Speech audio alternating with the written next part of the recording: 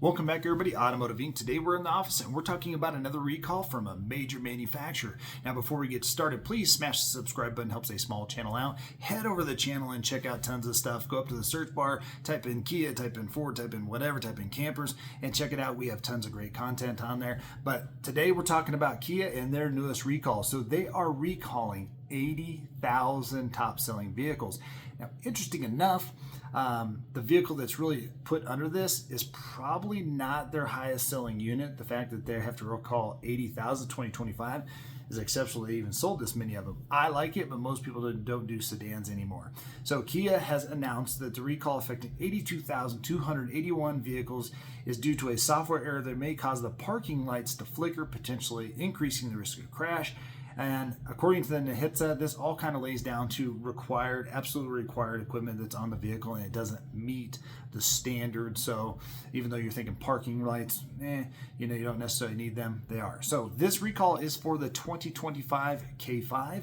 Now the K5 is their four-door sedan, if you will, and it's a great little car, but it's got a glitch. The recall number for this bad boy is 25 V as in Victor 351000. And again, I will put all this information down below. You guys can go over there. Now, they're saying that the problem is only going to need to be an update in the PDC software, which can be done by the dealer, or if you don't mind hooking up your connectivity in your car, go into the center stack there, turning it on and making sure your truck or car, the car or your truck is dialed into your home Wi-Fi, or if you don't have Wi-Fi there, if you go to work and you have Wi-Fi there and you can dial into that Wi-Fi. And what's going to happen is they'll push that OTA. OTA means over the air. They'll push that down. If you don't like doing that, they will. You can go into a dealer and do that. They said they're planning on notifying owners right around June 24th of 2025. You can also contact their number, referencing the recall number of S as in Sam, C as in Charles 341. I will put down Kia's information down below.